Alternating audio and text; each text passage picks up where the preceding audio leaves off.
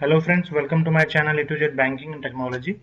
So today we are going to discuss about the deviations based on the collateral,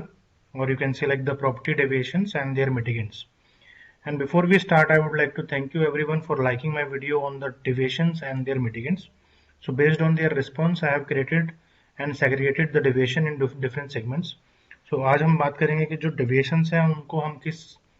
5 तरह की category में मैंने divide किया है. So first will be based on your credit policy and related deviations. Then I have categorized into second category, that will be the property deviations and their mitigants. Then it will be based on legal deviations and mitigants. Then it will be a deviation based on their profiles and segment profile and their relevant works. And then it will be a mixture of everyone, like miscellaneous deviations and their mitigants. So let's start this first, and let's start with the property deviations and how we are going to mitigate them. So जैसे कि आप लोगों को पता है कि property जो secured loan में हमारे पास एक कोलेटरल आता है, और उसमें कई बार कोलेटरल परफेक्ट होता है और कई बार कोलेटरल में कुछ कमियां होती हैं, जिसे हम बाय डेविएशंस के थ्रू उसे मिटिगेट करते हैं, उस कोलेटरल को एक्सेप्ट करते हैं विद डेविएशंस. सो कई बार ऐसा होता है कुछ ज़्यादा डेविएशंस, कुछ क्रिटिकल डेविएशंस होती हैं, तो हम उस प्रॉपर्टी को इम्परफेक्ट कोलेटरल भी बोल देते हैं, जिसको हम इम्परफेक्ट प्रोडक्ट के अंदर बुक करते हैं, जहाँ पे हमारी जो स्टैंडर्ड प्रॉपर्टीज होती हैं जिसमें सैंक्शन प्लान आता है या फिर जिसमें कोई ऐसे मेजर चैलेंजेस नहीं होते हैं, उसे हम परफेक्ट कोलेटरल बोलते हैं. तो चलिए स्टार्ट करते हैं इसमें कि किस तरह की डेविएशंस हमारे पास कोलेटरल में आती हैं. तो सबसे पहली डेविएशन जो है वो है हमारा एक्स्ट्रा कवरेज और इंक्रोचमेंट.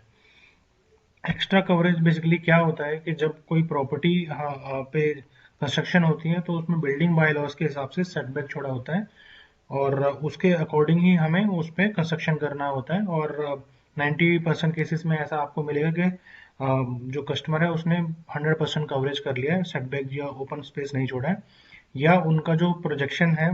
उसमें बालकनी हो सकती है, उसमें स्टेयरकेस हो सकता है जो कि उसके प्लॉट लिमिट से बाहर है.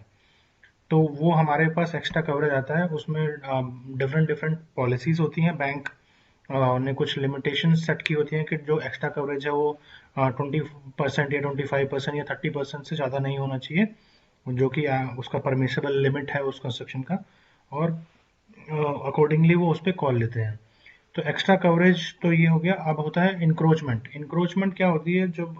हमारा जो कस्टमर है या जो प्रॉपर्टी है वो उस प्लॉट लिमिट से भी आगे जाके जो पब्लिक लैंड है या किसी अनदर जो कस्टमर या उसका जो पड़ोसी है उसके लैंड को वो कवरेज कर लेता है या फिर रोड पे कवरेज कर लेता है, उसे हम इंक्रोचमेंट बोलते हैं, जो कि आपका जो लीगली भी सही नहीं है, और ये लीगल चैलेंजेस भी उसमें आ सकते हैं. तो चलिए हम बात करते हैं कि हमने डेविएशन समझ ली कि डेविएशन क्या चीज़ है ये, और इसको मिटिगेट कैसे किया जा सकता है. तो सबसे पहला मिटिगेट जो हमारे पास है, अगर हमारा जो एक्स्ट्रा कवरेज है वो बालकनी या स्टेयरकेस के लिए है, या जो हमारी बालकनी या स्टेयरकेस के लिए है, और जो कि with in acceptable limit percentage के अंदर, जो कि आपकी बैंक पॉलिसी में डिफाइन किया गया है कि आप 30% या 25% extra coverage from the permissible coverage को दिया हुआ है, तो उसके अंदर अगर आता है तो आप उसे स्टेयरकेस या बालकनी के केस में मिटिगेट कर सकते हो. दूसरा इसमें मिटिगेट के in case of demolished of extra coverage, structure of the property will not affect and construction value remain the same. So इसमें बेसिकली यही कहा गया है कि अगर उसकी जो भी एक्स्ट्रा कवरेज उन्होंने किया हुआ है, जिसमें उन्होंने बालकनी बनाई हुई है, स्टेयरकेस बनाया हुआ है, या किचन बनाई हुई है, या रूम का कोई पोर्शन बनाया हुआ है, अगर उसका डिमोलिश करते हैं तो उसका जो बिल्डिंग का मेन स्ट्रक्चर है, जो मेन पिलर है, उस पर उसका कोई नुकसान नहीं होगा, तो हम उस कंडीशन में इस टाइप के कवरेज पे कॉल ले सकते हैं और इसे मिटिगेट कर सकते हैं कि जो कंस्ट्रक्शन वैल्यू है वो इससे अफेक्ट नहीं होगी. और इन केस ऑफ अगर गवर्नमेंट उस पर एक्शन लेती है और डिमोलिश भी होता है, तो हमारी जो लैंड वैल्यू है और जो कंस्ट्रक्शन वैल्यू है वो सेम रहने वाली है. उससे हमारा जो एलटीवी है उसमें कोई इम्पैक्ट नहीं आएगा. तो चलिए नेक्स्ट इन्होंने मिटिगेंट के लिए बताया कि जो construction value can be discounting considering portion of the affect will not demolish. तो इसमें बेसिकली यही कहा गया है कि जो कंस्ट्रक्शन वैल्यू को हम उसमें अगर लगता है आपको कि जैसे किसी ने रूम निकाल दिया है या किचन निकाल दी है, उससे कंस्ट्रक्शन वैल्यू अफेक्ट हो सकती है। फॉर एग्जांपल अगर किसी केस में कंस्ट्रक्शन वैल्यू 10 लाख रुपए पकड़ी हुई हमने और कल को वो डिमोलिश होता है, तो उसकी कंस्ट्रक्शन वैल्यू को हम उसी हिसाब से डिस्काउंटिंग कर सकते हैं कि मान लो उसमें 2 BHK है और किचन निकाला हुआ है, तो किचन का जो पोर्शन टूटने के बाद कितना बचेगा, वो हिसाब से आपका वैल्यूअर जो है उसको आपको डिस्काउंट करके डिस्ट्रेस वैल्यू बोल सकते हो आप, या फिर उसे डिस्काउंटिंग वैल्यू पोस्ट डिमोलिशन भी बोल सकते हो। वो उसके हिसाब से आप उस पर कॉल ले सकते हो। देन उसमें फोर्थ हम क्या कर सकते हैं कि case can be structured based upon the land value. अगर आपको लगता है कि फ्यूचर में अगर डिमोलिशन होने से इसकी जो कंस्ट्रक्शन वैल्यू है वो पूरी ही खत्म हो जाने वाली है और बाकी आपको केस पे कंफर्ट आ रहा है in terms of profile, in terms of repayment behaviour और उसका इंटेंशन कस्टमर का सही लगता है आपको, तो उस पे आप अगर उसका लैंड वैल्यू अच्छा है तो आप उसको लैंड वैल्यू के ऊपर भी फंड कर सकते हैं और लैंड वैल्यू पे अपना एलटीवी रिस्ट्रिक्ट कर सकते हैं। फोर्थ इसमें आप ये कर सकते हैं कि call can be taken basis the property is near by having the same access coverage and there was no previous history of demolition in the past. So कई बार ऐसा देखा गया है कि जो प्रीवियस जब जो इस टाइप की कॉलोनीज होती हैं या जो इस टाइप के एरियाज होते हैं, वो कई बार डिमोलिशन लिस्ट में आ जाते हैं, बट क्योंकि वो जो स्ट्रक्चर, वो जो एरिया है वो इतना पॉपुलेटेड है, उसमें डेंसिटी इतनी ज़्यादा है कि वहाँ डिमोलिशन के चांसेस नहीं होते हैं और पिछले 20-20 50-50 सालों से वहाँ कोई डिमोलिशन नहीं होता, बट वो पर्टिकुलर प्रॉपर्टी या वो एरिया जो है वो डिमोलिशन लिस्ट में आता है। तो आप basis of your risk appetite of the company और प्रीवियसली उस एरिया में कैसा रहा है, प्लस जो बाकी लोग उस एरिया में जो लोगों ने आजू बाजू में जो मकान बने हैं उन्होंने कितनी कवरेज करी हुई है, तो उसको देखते हुए भी आप अपने केस पे कॉल ले सकते हैं। और उसमें अगर लगता है कि chances of demolition is very low और प्रीवियसली ऐसा कुछ नहीं हुआ है और बाकी लोगों ने भी कवरेज किया हुआ है और अदर जो आपकी एनबीएफसीज हैं या बैंक्स हैं उस टाइप के डिविशंस पे कॉल ले रही हैं, तो आप भी उस पर ले सकते हैं। तो चलिए अब हम अपने दूसरे डिविजन की तरफ बढ़ते हैं जिसमें हम बात कर रहे हैं कि जो बाउंड्रीज हैं हमारी प्रॉपर्टी की वो मिसमैच है between the title document and property at site. So कई बार ऐसा देखा गया है कि जो डॉक्यूमेंट रजिस्टर्ड होता है, फॉर एग्जांपल अगर कोई सेल डीड आज से 10 साल या 15 साल या फॉर एग्जांपल 5 साल भी पुरानी एग्जीक्यूट हुई है, या आप देखेंगे कि आपके पास 20-20 साल पुरानी सेल डीड या टाइटल डॉक्यूमेंट आता है जिसमें साउथ, वेस्ट, नॉर्थ और ईस्ट के डायरेक्शन दिए होते हैं कि साउथ में रामलाल रह रहा है, नॉर्थ में पंकज रह रहा है, साउथ वेस्ट में आपकी रोड है और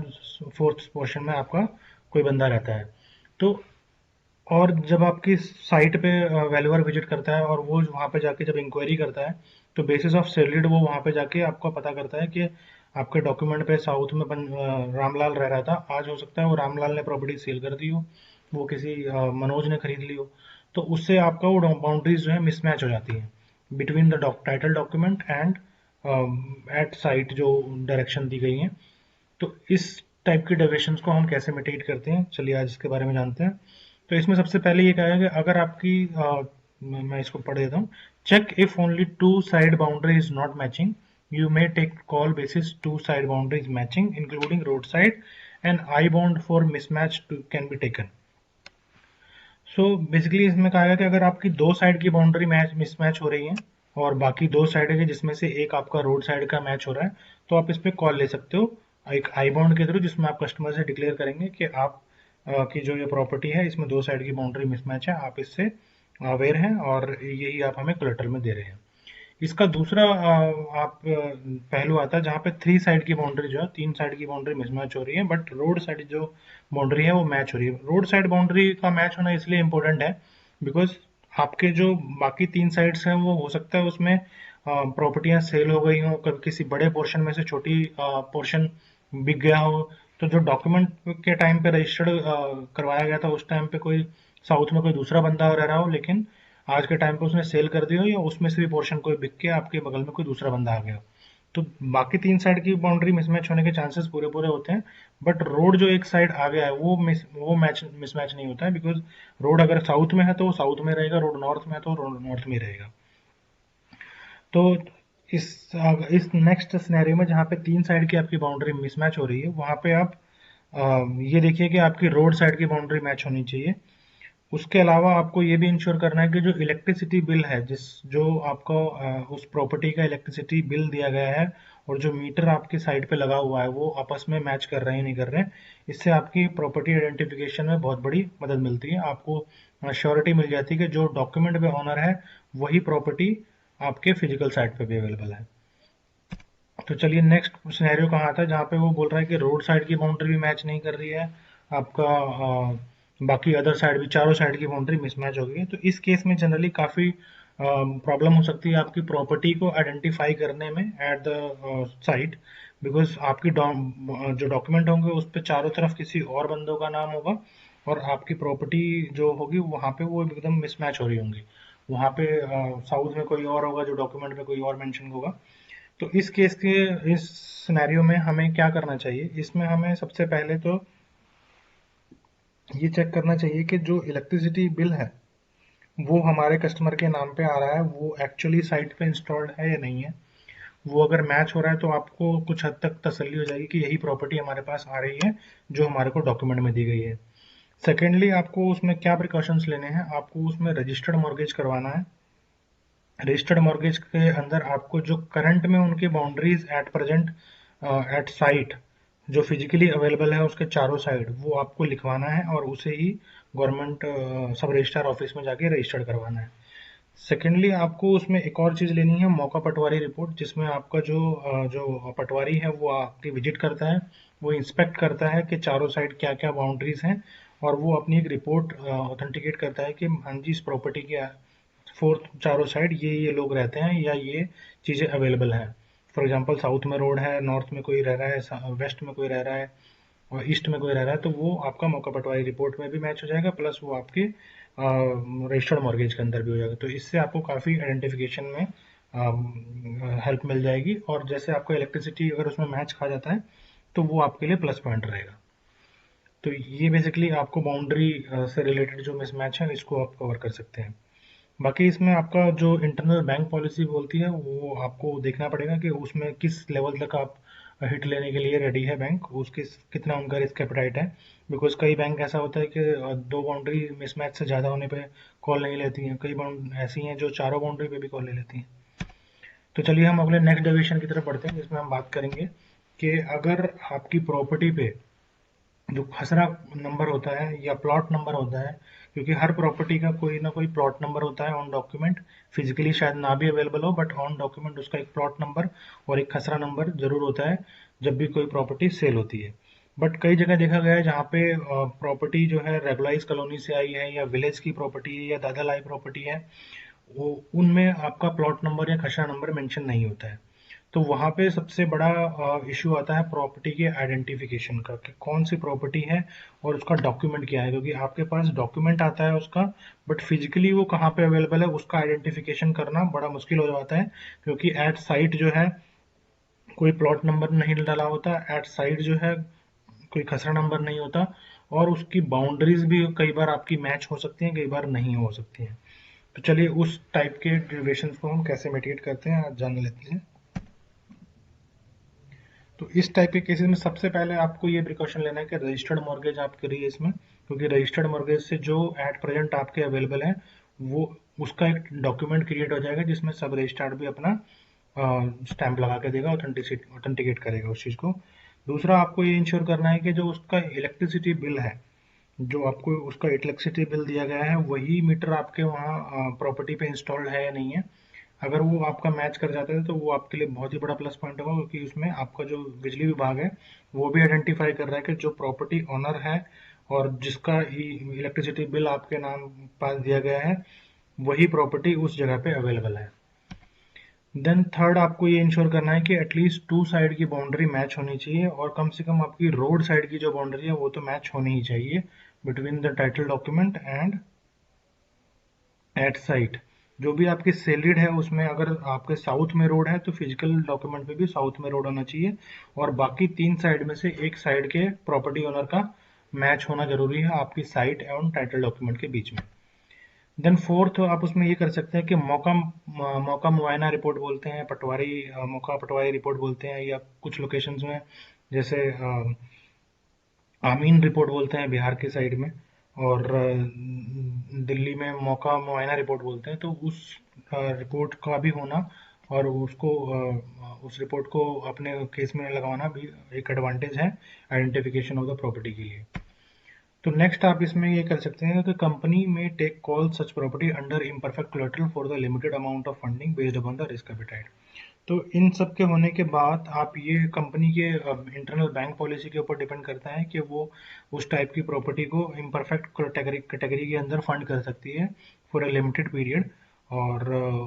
अपने केस को आगे बढ़ा सकती है। और कुछ बैंकों में, जैसे अगर मैं आपको एग्जांपल दूं तो